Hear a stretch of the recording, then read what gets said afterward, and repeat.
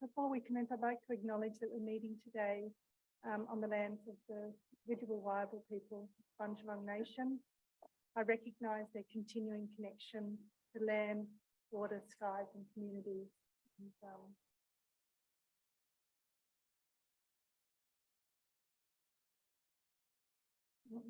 we're just making sure the sound's good for everyone.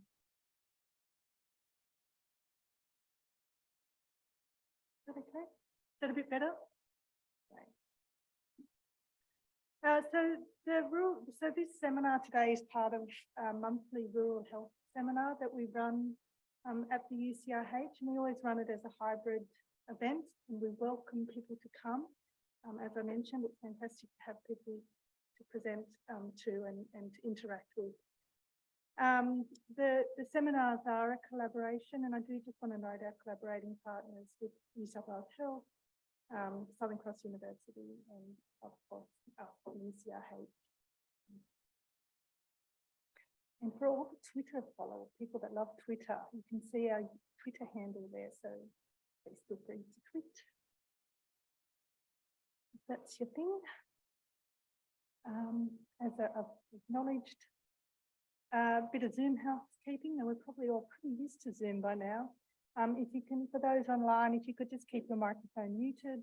We're also going to be recording the seminar. So if you feel that you'd like to share the seminar with anyone afterwards, please feel free to look on the UCRH website and make sure it's recorded, and there'll also be a video. And of course, we're really keen, we're presenting today preliminary findings, so we're really keen to hear from you about what we've presented and if it resonates. And so we'll make sure that we allow adequate time at the end for questions. So if you can drop them down, hold your fire. We'll make sure we attend to those at the end. And we'll also, the presenters will also stick around at the end if you want to ask sort of further follow-up questions. And for the people online, thank you. We've got a good online contingent. We'll also be monitoring the chat function. So we've got someone who's monitoring that. So today we're here to hear about and discuss the community-led response to the 2022 Northern Rivers flood disasters. And I'd just like to introduce the team who are presenting today. Dr. Jo Longman, who's the project lead, and Maddie Braddon and Emma Hickway, who are both based at the UCRH, and I'm Jodie Bailey. So we're the four of us, we're all researchers based here at the Centre for Rural Health, and we all have close connections with the flood projects that both the UCRH and the community led after the 2017 floods. We worked together as a team through those. So, let's get on to it. Maddie.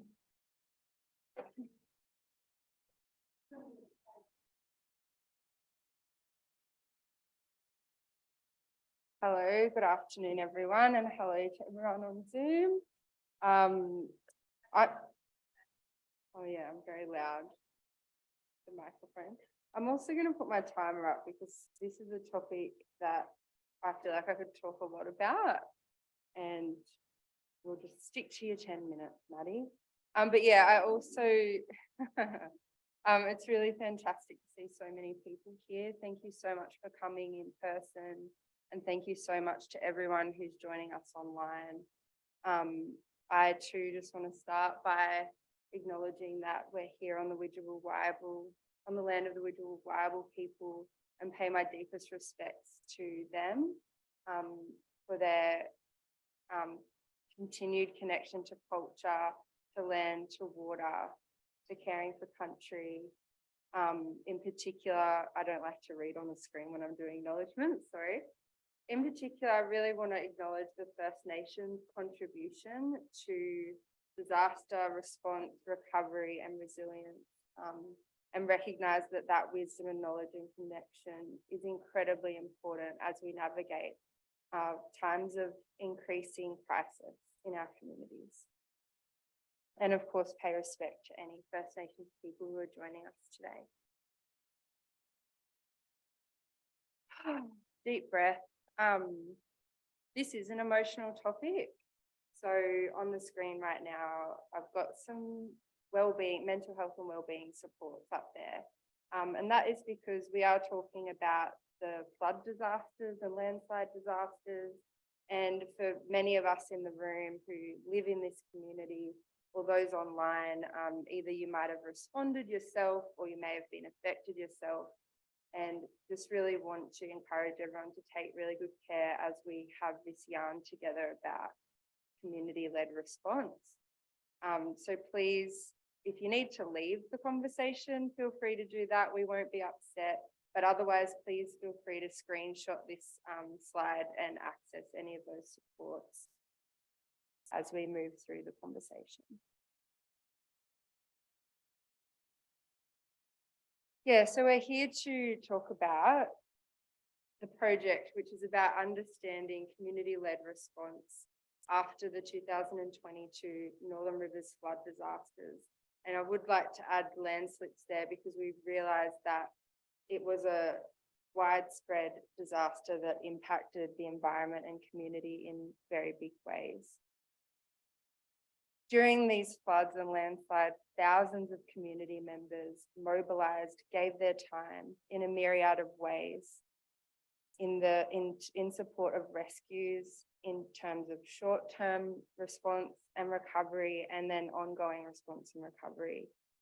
And many of the people, possibly some that are here today, were part of, are still operating, are still supporting community in a whole range of ways.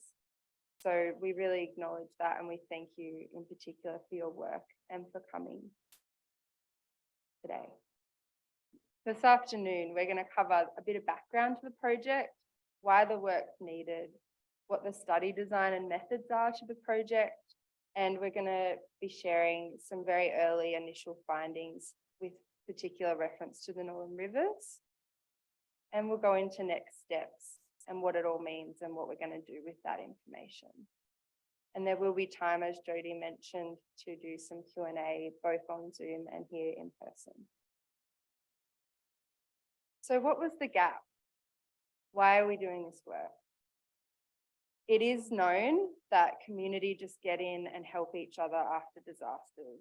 That is something that is increasingly well understood in the literature, and you know, a lot of us saw the news, we know that community get in and support each other.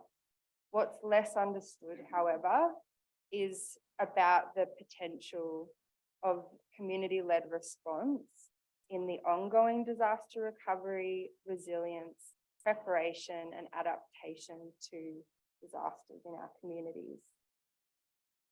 And what that looks like and what the nature of it is. And it's increasingly important for us to understand that because we know that our climate is changing and that communities such as the Northern Rivers are experiencing ongoing compounding disasters and extreme events. So our project goal, largely driven by the fact that we're all local and we really care about our community and many of us have been affected ourselves, is about understanding the community-led response after disaster, being able to identify the forms it took, the way people participated, the role that it played, and what enabled it, what supported it, and then, of course, what barriers made it harder for people as they were doing their community-led response. The study locations of the whole project are the Northern Rivers, which is mostly Bundjalung country, and then we've got Blue Mountains and the Hawkesbury area. And hello to anyone who's joining us from there. And I think that's Darug country, might be wrong. Our project objectives, building on the goal, are about strengthening our collective understanding, how community-led response develops and functions. It's about supporting our Northern Rivers communities to preserve their knowledge and build their capacity, our capacity for the future. And it's about supporting government and emergency management agencies and organisations to better resource and enable and work in together with the community-led response. The project has 3 phases. We've established it. We're in phase 2 right now, which is we've collected most of our data and we're now analysing it now. And then we'll move on to wrapping it up. And we've got some fantastic partners on the project, including Plan C, Resilient Blue Mountains, Street Connect and the SES. And our funder was the New South Wales State Government. So the work that we're going to be sharing this afternoon builds on 6 years of flood research. Largely, it was about flood mental health research and how communities across the Northern Rivers could be resilient to those floods, or what made them stronger and what affected them after the 2017 floods. And for anyone that's interested, you can scan the QR code there or head to our website to find out more about that work. So for the rest of the presentation, we're going to be focusing on the impact of the 2022 flooding disaster and landslide disaster.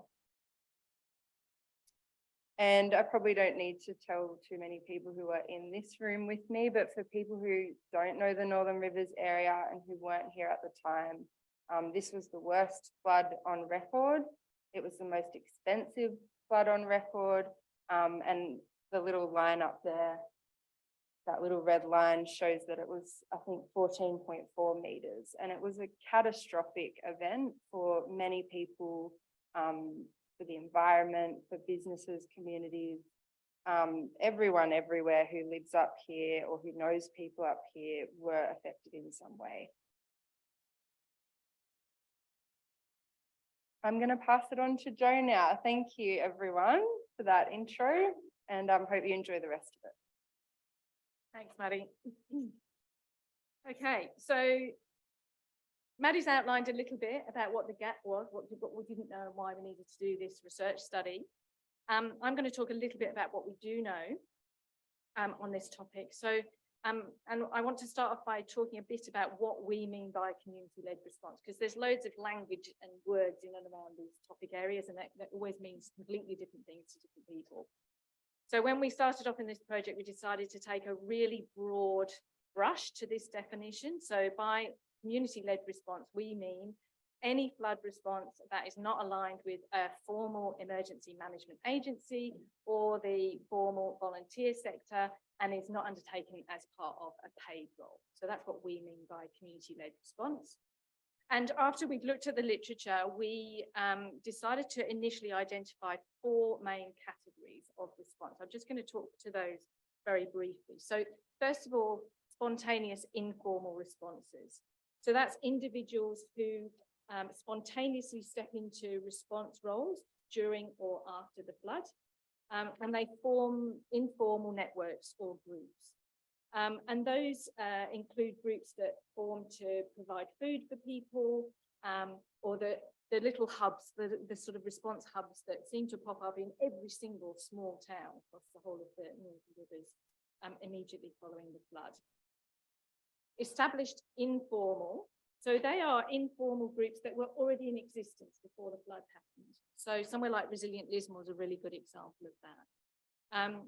And those organisations or those groups were mobilised during or after the flood. Established formal are community organisations who extended their usual operations. So the church or church groups is a good example of that. So already working in the community, but just extending and doing a bit. And then extending, that last category, is businesses and organisations that step way outside what they would perhaps ordinarily do to provide community level responses. So a very well-known example of that here is Koori Mail, which coordinated a response and recovery centre for many, many months outside its flooded offices. And I do just want to mention on this slide that there were some responses that were not necessarily a network or a group. Occasionally people did sort of work independently on their own, but not very often. All right, so a little bit more about this project, how we went about doing this project. So we started off in terms of recruiting people for this project by drawing on our existing networks. And this is a network map here. Don't worry about what it looks like. I just want to give you a bit of a sense of, this is just a brainstorm between the four of us and our community partners, working out who do we already know, who we could reach out, who we knew were involved in the community-led response. But we also had a lot of discussion, and this was based on also our own experience, but also from the literature, about trying to make sure that we got people involved in this project who were from different types of response. So those four that I've just outlined, making sure we got people involved from each of those, that there was a range of people from different geographies across the Northern Rivers. This is a small one-off qualitative project, so we weren't able to interview hundreds of people across the Northern Rivers, but we were quite mindful about trying to make sure we had people from lots of different areas across the Northern Rivers. Size and type of community, what stage of the disaster they worked with, whether it was rescues or whether it was more response and recovery or even preparation, and the type of activity. So what were those organisations or those groups or networks doing? So were they rescuing, were they providing food, were they doing cleanup, those sorts of things. And we collected data by doing individual one-to-one interviews, face-to-face or by Zoom. And I do want to just pause for a moment and give our real heartfelt thanks to all of the people who were involved in setting up and helping us run this project, and all of those amazing, amazing people who took part. I also want to say that as part of the data that we collected, apart from trying to understand about what happened during the flood or after, or what happened in these networks, we asked people about who they were connected to, so that we can develop a network map that gives some sort of sense of the connection across the whole of the Northern Rivers at some point. And I just want to mention that we took a strongly trauma-informed approach. As you might imagine, the team thought long and hard at the outset of this project about how were we actually going to do this in a safe enough way. And we worked with the community to try and work that out. We read the literature, we got detailed advice from a trauma specialist, and we all attended training. And in the design of this study, we made sure that we had Maddie, our fantastic community fellow, who helped to coordinate and get really good contact with various aspects of the community. All the people who were interviewers, sorry, thank you. All of the people who were interviewers were used to working with disaster affected communities, and were also part of this. Closer. Oh, I thought you wanted me to go further. Okay. So a number of design features of this study that were trauma informed. Preparing for the interviews, we paid a lot of attention to where the best place was to meet people so that they would feel safe and secure. And that we had to make sure before we went into those interviews that we were grounded and calm ourselves, because that makes a massive difference to how these interviews work. We also did a lot of work making sure we checked in with people on the day of the interview to make sure they were still okay at taking part, and we did lose some of our participants, understandably, at some of those points. And then during the interview, we spent time sort of scoping out at the beginning of the interview, how's this thing going to work? We might need to take some breaks. We tried to encourage people to talk about sort of recounting experiences rather than reliving experiences. And we made sure that, you know, it was understood that we were none of us are counsellors, trained counsellors, but that this was an interview situation. And we had to make use of a number of those different strategies along the way. And then for us as a research team, we did quite a lot of debriefing, as you might imagine. As soon as people came back from interviews, we would make sure that there was debriefing, and we had a specialist on hand who offered some supervision to us. So we had to think pretty long and hard about how this was going to work as a project to keep everybody safe. Okay, so preliminary key findings. So as Maddie's outlined, there are a number of phases to this project. We decided that we'd do a presentation like this kind of halfway through, because we really wanted to make sure that people knew about this work was happening, but also to get a bit of a chance to to hear back from the community about what we're finding so far. So these are preliminary findings. We've got a lot more analysis to do. So what we're going to present here is our sort of top line findings so far. So we have, and I might just say that these, the findings here, as Maddie has said, are all about the Northern Rivers. So the 29 different interviews across the Northern Rivers of about an hour and a half each. So we've got a lot of data. Across all the study sites, so the Hawkesbury and the Northern Rivers and Blue Mountains, we've got 70 interviews. So the community-led response was incredibly diverse, extensive. It played a critical role in assisting people. Fundamentally, it built on pre-existing connections and resources in the community. And it had unique strengths that enabled it to meet community needs. The key to future success of community-led response in this way is easy access to funding, support for community recovery and resilience, and effective communication and collaboration with formal agencies. So I'm going to hand over to Emma now, who's got some fantastic examples to share with you about what all of that means, and then we'll open up the Q&A at the end. Thanks.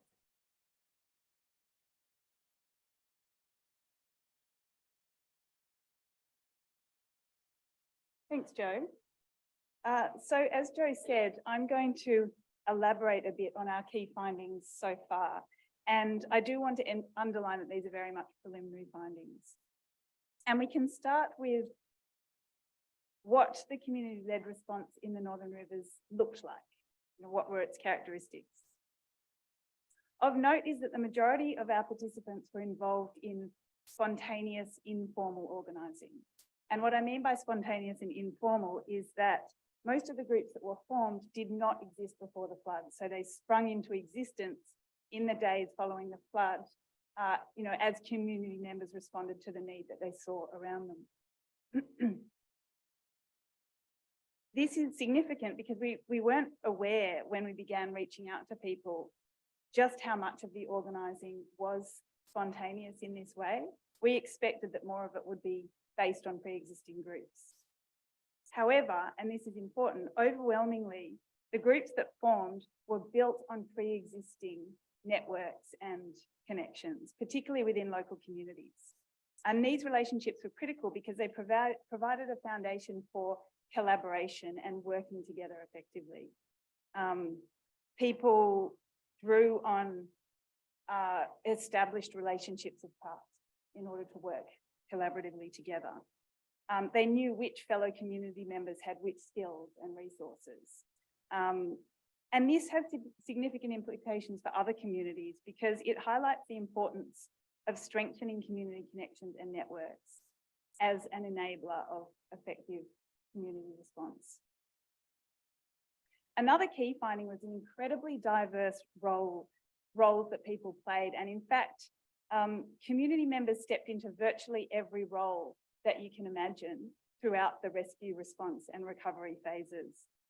From rescuing people in boats and helicopters to stepping in to help run evacuation centres, manage and distribute donations, preparing meals, supporting people's mental and physical health, setting up local response and recovery hubs, assisting people accessing grants, helping rebuild houses, case management, setting up UHF radio networks, lobbying council and state government. And I could go on listing just the roles that our 29 participants were involved in. So a strong theme that's emerging is how central the community organising was and continues to be in so many localities in the Northern Rivers. Often the spontaneous community response was the only response in the early days or even weeks. I think we've all seen the harrowing images of Lismore residents being rescued off their roofs by fellow citizens in boats and kayaks, but less well-known stories are emerging from our data. For example, in communities in the hills who were cut off by landslides and flooding, outside help took days and in some cases more than a week to arrive. And communities were forced to be self-reliant to meet all their needs, including accounting for and checking on community members, sharing food and resources, addressing medical and mental health concerns, setting up communication systems, and digging themselves out of landslides. In rural communities on the floodplain downriver from Lismore, people were cut off for up to 6 weeks by floodwaters. And in that time, only a handful of community members were extracting people and animals and delivering essential supplies. 2 of our participants who were in boats in that area daily over those weeks said they didn't see a single other boat operating there at that time. So the importance of this response in the early days can't be overstated. It saved lives and provided a critical lifeline and essential humanitarian assistance to people who otherwise had no help. But a related theme is emerging about the longevity of the community response and how it continues to be integral in supporting people in the ongoing recovery. Often, community response hubs were the first things to pop up in the days after the flood, so in schools, in community halls, in flooded buildings once the mud had been hosed out, or simply in the muddy street. And 15 months on, many of these groups are still central to the ongoing recovery. And this is highlighted by the fact that a number of these groups who, in the intervening 15 months have gone through a process of formalisation and incorporation, have been awarded government flood recovery grants in recognition of the fact that they really are the key response and recovery organisations in their respective local areas. So these findings challenge the assumption that the informal community-led response is reactive, chaotic, short-term, peripheral, and secondary to the formal response provided by emergency management agencies and government. Instead, a picture is emerging of a response that is often sophisticated, agile, innovative, comprehensive, and effective, and that provides the backbone of community recovery. Another key finding is about the unique strengths of the community-led response. Community members will always be first responders in disasters because they're right there. They can draw on local place-based knowledge and existing connections to respond effectively and quickly. They're aware of local conditions, they know the local area, and they're best placed to map the community and identify who's not accounted for and how best to reach them. They know who might have a supply of petrol, or who can drive a tractor, or who has medical training. Their intimate knowledge also means they understand community needs and can provide tailored responses. They know which house or valley up the street has kids or animals or elderly people, and who might not welcome a stranger appearing on their property. Being from the community-led response is often seen as being more trustworthy than formal agency. And this is particularly the case in marginalised communities, where members from that community are often best placed to understand the needs and offer support and assistance. The informal grassroots nature of this response also means that it can be swift, agile, and organic. Many participants recounted that they were able to fill a gap, meet a need, or pivot their operations because they simply identified what was needed and then stepped in and did it without the burden of red tape slowing them down. So, for example, some community members with social work experience turned up to an official evacuation centre and simply began talking to the evacuees. And seeing that people were reluctant to open up to the agency staff, they set up an informal service by simply sitting in the corner on the floor with a cardboard sign. And by being there consistently and establishing rapport, they were able to assist a very traumatised population and de-escalate a number of potentially distressing and risky situations. Another participant went to an official evacuation centre on day 2, saw that the paper-based system being used by a disaster agency to mark people as safe wasn't working effectively, and joined with other community members in creating an online database and then liaising with the police and SES to mark people as safe. And finally, another strength is that the community-led response builds community connection through people collaborating together and taking part in collective action. And this in turn builds resilience to future disasters. Many participants expressed how beneficial being involved in the community response had been for them personally, and also how their communities had been strengthened as a result. And in fact, a number of local communities have gone on to form resilience groups, accessing small grants to purchase equipment, provide training, develop community disaster plans, and support community building activities. Nonetheless, community organisers understandably experienced a number of barriers and challenges. These included lack of essential gear, such as petrol, radios, and boats. Unsafe working conditions were also a serious concern. These included risky operations in boats and helicopters during the rescue phase, with boats having to navigate strong currents, submerged objects, and live electricity wires. One participant was thrown from his boat and suffered 12 fractured ribs and concussion after hitting a submerged object. He strapped his ribs up and was back in his boat the next day, delivering essential supplies to people who were otherwise unserviced and stranded in households in the floodplains. But unsafe working conditions also extended to the weeks after the flood, where community groups had to operate in unsanitary makeshift premises and manage unsafe behaviours from traumatised people without adequate backup and debriefing. A lack of systems and having to learn as you go was a challenge right from the start, where people were scrambling to work out how best to establish an online database to track who needed rescuing. And then this continued to be a challenge right through the response, with groups having to work out on the fly how to manage donations, volunteers, distribute food and medicine, and link community members with services. Managing complex community dynamics and conflict, always a challenge in community organising, and particularly amongst a flood-affected, traumatised population, added to the difficulties. As weeks and months went on, some community organisers experienced emotional exhaustion, burnout, and the financial strain of having worked for so long voluntarily. Many participants have simply put their lives on hold after the floods hit and taken weeks or months off paid work. And as the strain of this began to be felt, many experienced frustration at the difficulty for community groups to access available government funding.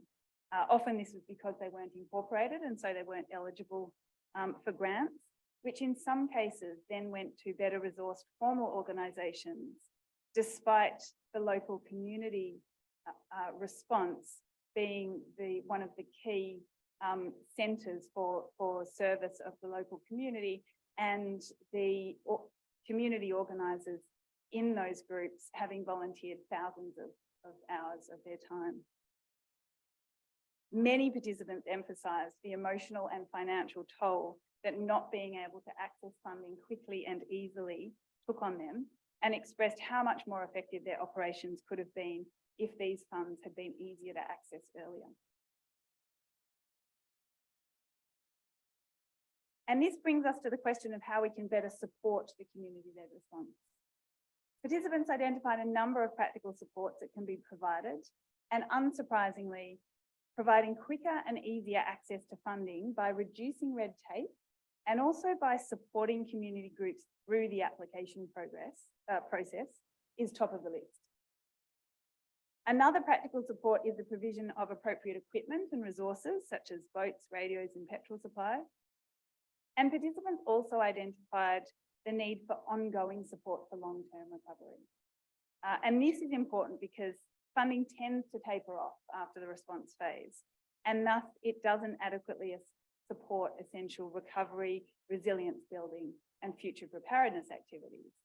And given that a key finding of this research is that community-led organising is built upon existing community connections and networks, it's essential that we have this support for the community building and resilience and preparedness phases of the disaster cycle. And finally, our findings emphasise the importance of effective communication and collaboration with formal emergency management agencies. While the emergency management sector increasingly recognises the importance of community-led response, a number of participants expressed frustration with feeling dismissed or sidelined by emergency management personnel on the ground. Sometimes this took the form of not being approached or asked about what was going on in a local area when the emergency services first arrived, despite the community response being a well-oiled machine that had been in operation since the beginning of the disaster. In instances where emergency personnel did communicate and collaborate with community groups, participants reported that they were extremely helpful and greatly appreciated their ability to provide resources that groups lacked. So in summary, I'll reiterate the key findings of our research to date. That the community-led response was incredibly diverse, extensive, and played a critical role in assisting people. It built on pre-existing connections and resources, and it had unique strengths that enabled it to meet community needs. And key to the future success of community-led response are access to funding, support for community recovery and resilience, and effective communication and collaboration with formal agencies. And finally, where to from here? We're currently focused on finalising our data analysis in preparation for a series of peer learning events that we'll hold in late June, which will give our project participants an opportunity to help us shape our research findings into a format that is useful for other communities. This is a key project objective of ours, to develop a resource for use by other communities. And from there, we look forward to sharing our findings as widely as possible so that we can help people to better understand this important role that community-led response plays in disasters and how better to support it. So this brings us to the end of the presentation. I'd like to thank you all for joining us, and I'd like to particularly thank all of the incredible community organisers who agreed to be interviewed for this project, as well as our project partners and funders. My details are here on this slide in case anyone would like to get in contact to find out more about the project or reach out. And we'll now open up to the floor for questions and comments. And we're really interested in your feedback. Particularly, we're interested in whether the findings that we have presented here resonate with your own experience. And given the phase that we're at in our project, we really value the feedback from you all. So thank you. I'll hand over to Jodie now, who's going to moderate the Q&A session. Thanks, everyone.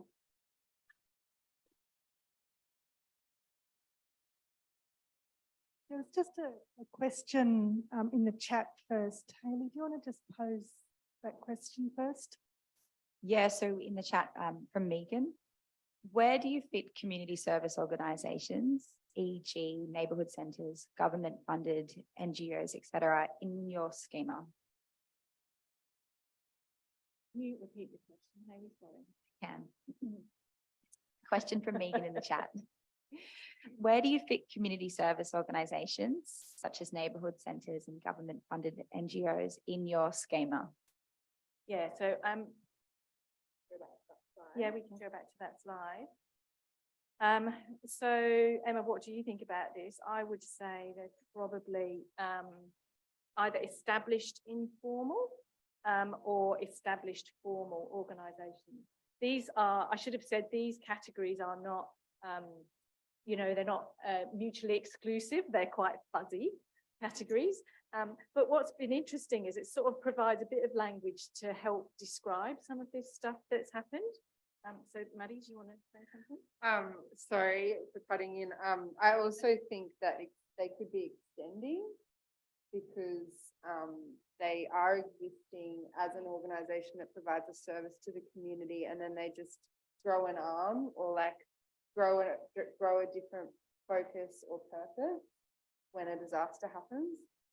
Maybe, but yeah. Thank you. Any questions here? We need to use the microphone so that people can hear us.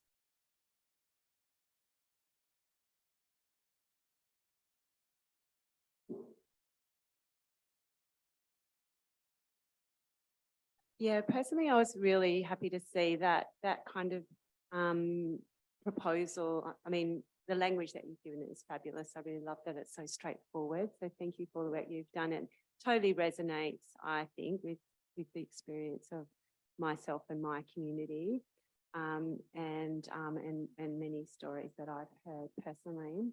So I was also heartened to see that issue of communication and collaboration with formal response organisations and government agencies as one of the proposals, so as a way to move forward. I didn't see it listed as a key challenge, and I know for a lot of people it was one of their very most key challenges that they faced. I know you've got there managing complex community dynamics, but really trying to, to spend so much time being acknowledged or recognised in the most basic communication loops with formal agencies was just quite soul destroying for a lot of people. So I really think that I saw that as one of the key challenges. Can I just respond to that and ask another question? Do you mind? So this idea of recognition keeps coming up, being recognised by formal agencies. And you just use that word again there. So I'm really interested to hear a bit more about, what would that look like? What would being recognised actually look and feel like for you? So say, this is an example, like someone who's taken on an informal organisational role in a remote community, ringing up, say, a formal health agency and saying, there's a person here in immediate need of this certain medication and other mental health support and physical support, and then being like, well, you can't give us direction because who are you? You're nobody on our list. You're a nobody. Like, not using those words, but effectively that's the thing. So that person who's in need of that immediate support can't get it because the person who's communicating the need because they're on the ground isn't recognised in the system of the actual agencies who's tasked to provide that support. And then trying to unpack how they could be heard, they found these loops that had no way of actually being able to be penetrated, actually, if I can use that kind of language, that they had to go from one agency to this agency, but they couldn't get into any of the communication loops. And that they found that a number of those communication loops had dead ends where particular people within organisations who were allegedly tasked with emergency responses either didn't know that they were tasked or didn't know that they were meant to communicate with someone else. So there were dead ends within the formal communication systems, but they didn't also spontaneously allow for those to be met by the networks of informal communication supports that had been developed. I don't know. My question, I guess, is: did you also find that in the interviews that you've done so far?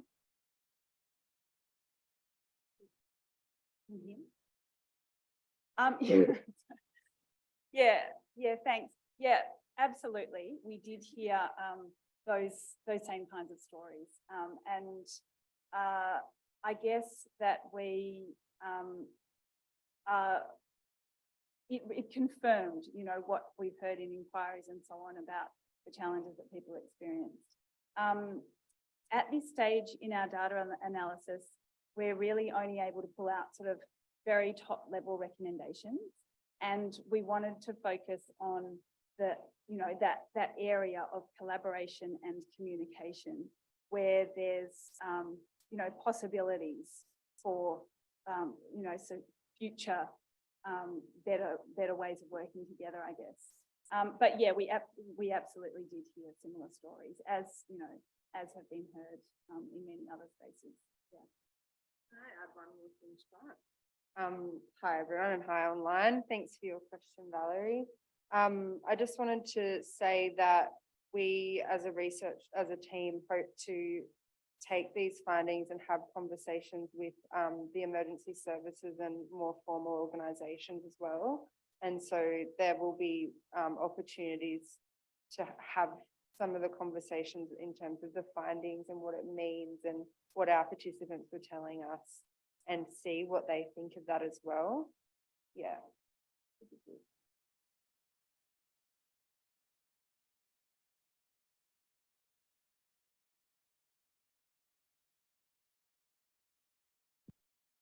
G'day, my name's James. I've had previous experience in the military as being what's called the Defence Aid of the Civil Community Response Commander in Darwin. And I was actually, being a Mullumbite, quite upset at the Police Emergency Services and Defence Force response. That's a slight different issue, but they normally at a centralised level conduct after operations reviews. Have you had any access to any data which has come out of the Joint Operations Support Centre and any other the specific like centralised response elements? The short answer to that is no, we haven't actually had access to that. The SCS are a partner with us on this project. And obviously the project's happening in these other two sites as well. And there's quite a large team actually across the University of Sydney and a large team of other partners around. So we're all at this stage of having collected the data and now we're doing the analysis and working out what the next steps are. So thanks for that. We'll go and ask about that, see if we can get access to that, because I think that would be useful. And thanks for your earlier comment too. I've got a question about your research subjects. Were they people who were flood affected or people who volunteered in any number of those categories of organisations and spontaneous responses, or both? And how did you identify them? Yeah, thanks. So what we did was, as Joe spoke to a little bit at the beginning of the project, we identified the diversity that we knew about from the start that existed in the community-led response. And we wanted to make sure that we captured as much of that diversity as possible. So that was in terms of the type of community organising, which Joe spoke to, like the type of group, the geography, the type of role and so on, but also the community organisers and the communities that they were servicing. And so we wanted to ensure that we included, members of marginalised communities, both in the interviewees, but also in terms of, which communities they were working with. And we included, we included people from a number of different communities, but not based on whether they themselves were necessarily flood affected, but because they were working in flood affected communities. Many of them were from that local community and were flood affected themselves, but not necessarily. And we, obviously there were a lot of communities, low socioeconomic communities, because of the nature of flooding, which tends to impact low socioeconomic communities the most because they're living in the floodplains. And we also made sure that we spoke to the people from other categories, people who were working with people with health conditions, disabilities, the elderly, people from LGBTIQI+ communities, First Nation, people from First Nations communities, people who were working with communities further up north who are living in caravan parks, residential parks. So we were mindful of trying to capture as much diversity as we could. And in terms of how we reached them, we started with our own warm networks. We were kind of mindful that the Northern Rivers is a huge area and we couldn't possibly be representative or exhaustive, in reaching everyone and everywhere. We started with our warm networks, which happened to be in Lismore, which is, where the epicenter is. And then from there, we used snowball sampling. So we asked participants, specifically, we asked participants about the gaps that we knew we had, to try to make sure that we maximise the diversity of people that we're talking to.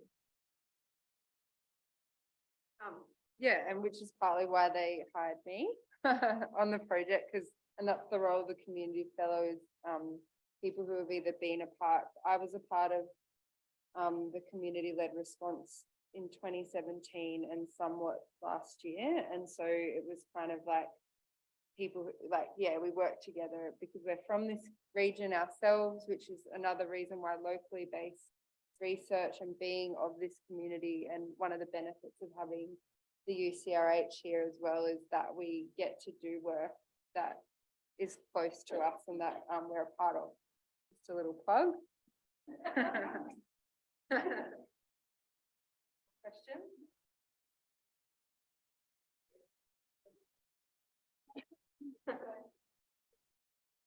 Okay, just a supplementary to that was, in terms of the sample size, notice it was only sort of 29 interviewees from Lismore. Would you speak to that and, would you, Yeah, is that sample size sort of what you're initially going for, or is that all the time allowed? yeah.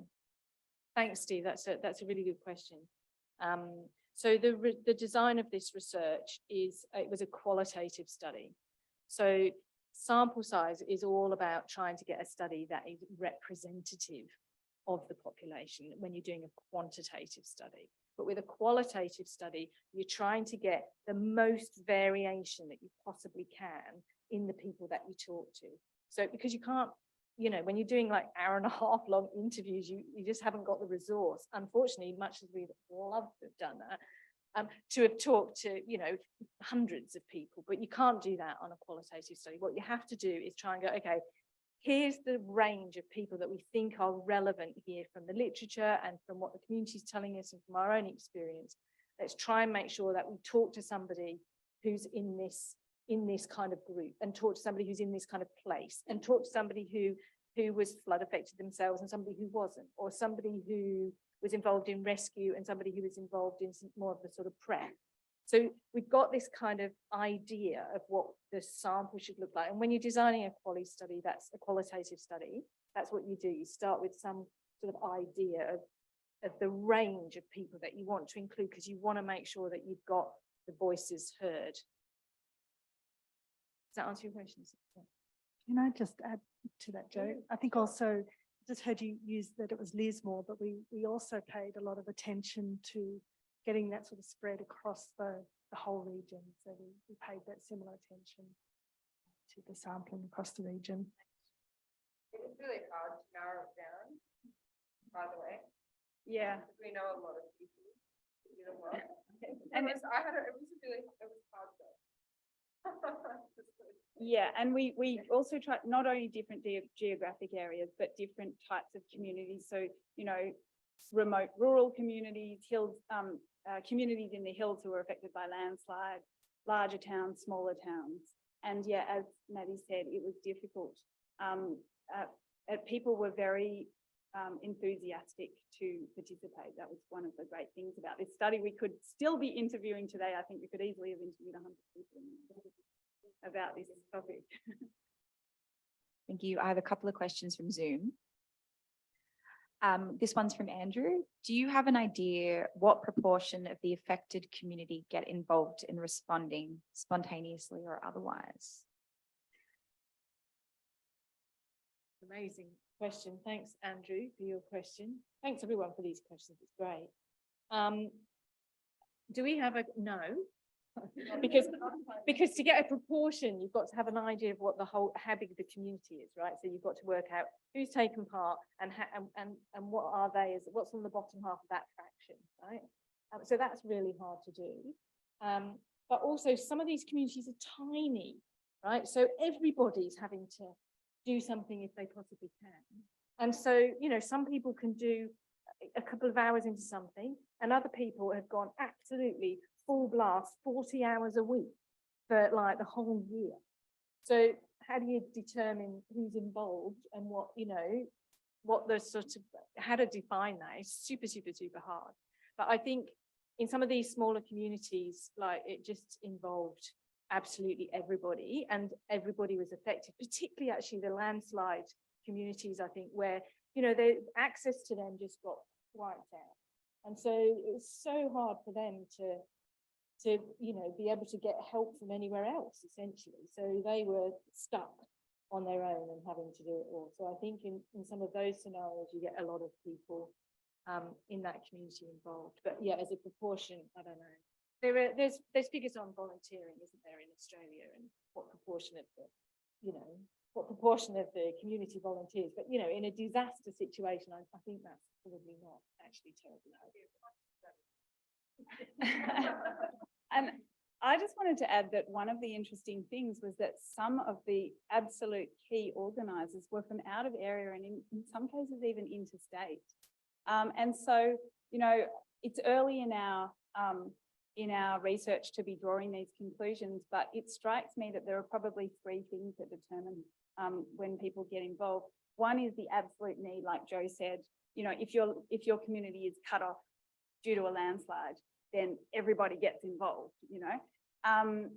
Secondly, as we drew attention to in our findings, is the strength of the pre-existing community connections and networks, which really enable a response to spring up quickly and strongly. And then the third is about the characteristics of the individuals who get involved.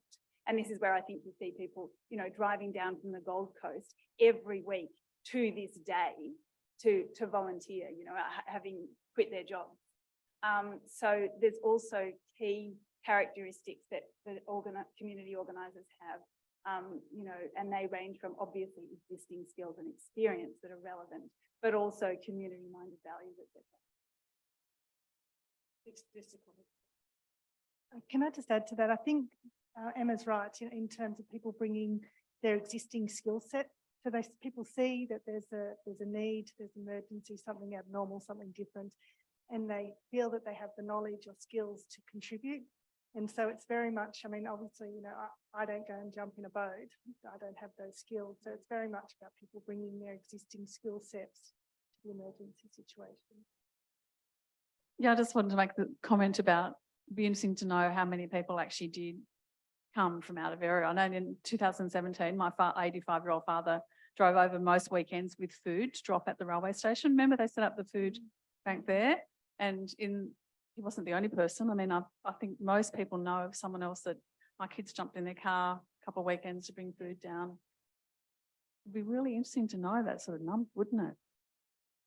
Yeah, and one thing that we found was that Facebook was absolutely instrumental in attracting help and accessing resources, particularly from out of area. I mean, Facebook played a critical role within local communities as well. It played, unsurprisingly, a really you know, critical role in that spontaneous kind of connecting of people.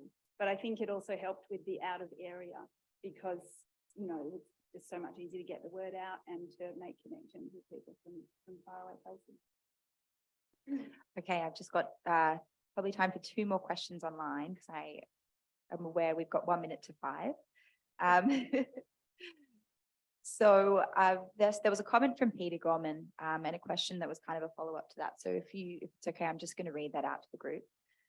From Peter, having spent time on the North Coast as part of the mental health response and the Central West, there is a definite need for formal response services. But felt from my experience, there needed to be better ways of integrating and supporting informal responses and supporting what was happening. I feel that there are a number of services that in past disaster life knew what their role was, CWA, etc., but the new structures were lost and failed to be included, which was a loss to the response. And from Megan, a question, how did anger and trauma impact the community-led responses, especially in the recovery phase? Good one. I'll start high. Thanks for your question. I'll speak to the second one. It has a massive impact from a lived experience, being like living in your town and having that impact in your town and you know, being an organizer. It's an incredibly huge toll in terms of the trauma. And it's one that I'm like myself and others who participated in will continue to deal with. So I would like to just go back to that lovely little slide with all the mental health supports on it. Yeah, and it definitely impacts your ability to participate or not. And personally for me, I had to not participate in the same way that I did in 2017 because of the level of trauma that this event had. So if anyone, yeah, and I think for our participants, there would be stories in the data as well, probably about that impact too. Is there anything you would add about that? what comes to mind for me is that, as Joe explained, as a research team, we were really, really mindful of needing to take a trauma-informed approach when we were embarking on this project. You know, both thinking who we were going to be interviewing and also ourselves, you know, coming from this community. And something we've been reflecting on as the process has unfolded is how important that trauma-informed approach is for anyone and any agency, any organisation, any government agency, and formal emergency management agencies as well, working in the disaster space, because it is trauma and the anger, you know, are these undercurrents in every community and in all the, you know, the community action that happens. Thank you. I'm aware we're out of time, but just very, very, very quickly, I've had quite a few questions around the report that's going to come out of this. Will there be recommendations made, and when will the report be available? Because everyone is very interested in getting eyes on it. It's applicable. Yeah, we're working on it. So this project is formally, it's only an 18-month project, which is very short for a research study. So the final report is due in at the end of this year. So we're going to go, as Emma described, in the next steps. We're going to go through this process of working with the community and taking some of our findings back and doing some work around that and thinking about what some kind of resource might look like. And then, yeah, we'll be reporting back to the funder at the end of the year. So there'll be a report produced at that point that we'll make sure has a summary and that people can have access to. And where will that be available? Where? How can people access it? Yeah, so I think we'll probably make use of the UCRH website, which is currently being redesigned. So we'll probably use our community networks too, and in working with the in the peer learning groups, we'll be talking about dissemination and how best to do that. So we'll be taking a bit of guidance, I think, from the community about best ways of managing that. But yeah, we'll be able to disseminate our findings through our existing networks. Anything to add? Thank you. Look, I think I'm sure that there's many more questions, but we do need to wrap up. Wonderful. Thank you for all of your great comments and interaction and interest in the project. It's an absolute privilege to work on this project together with the community, and we've all certainly enjoyed it. It has been challenging, but it's also been a very interesting study, and I guess we have a really strong commitment to ensuring that we disseminate the findings of the study. That's a really core value for us, that we make sure that we see through as best as we can. So I'd like to give everyone a round of applause, I guess, or thank you everyone for coming.